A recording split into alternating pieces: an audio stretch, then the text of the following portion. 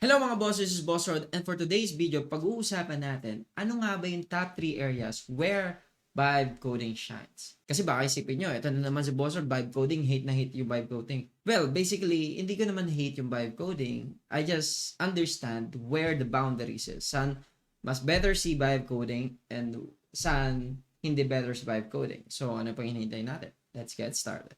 Okay, so top 3 areas where vibe coding shines.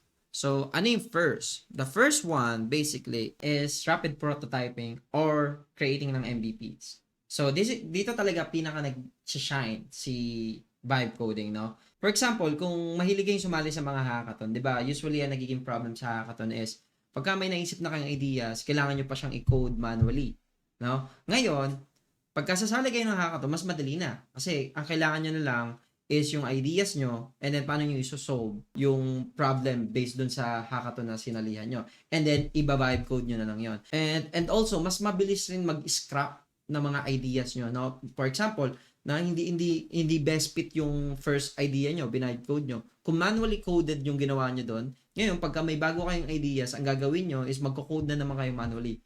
Now, with this AI era or with this vibe coding, every time you have an idea, you can just vibe code that idea. Pagka yung idea nyo hindi siya naging good, pwede nyo siyang scrap easily and then create another one for the next idea and then so on and so on. So, mas mabilis nang makapag-create ng MVP basta meron kang ideas kung ano yung gusto mong gawin.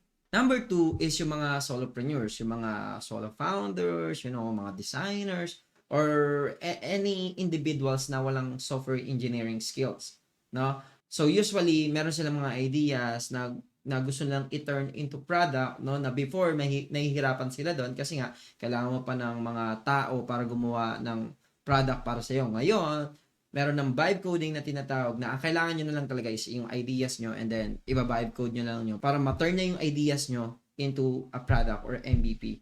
So, doon nagsishine si vibe coding. Now, the last but not the least, number 3 is for experienced software engineers. Now, what I mean by this is yung vibe coding, nagsishine talaga siya para dun sa mga experienced na software engineers.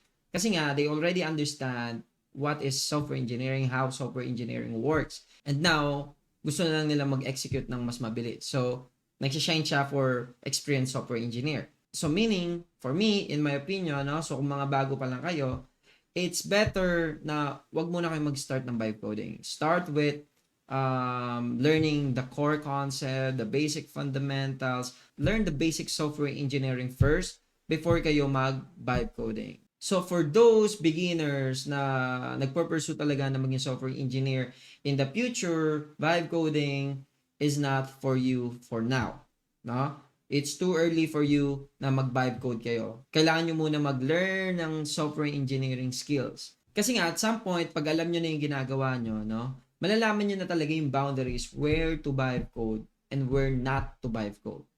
So, sana nakatulong sa inyo itong video na to and see you in the next one. Bye-bye.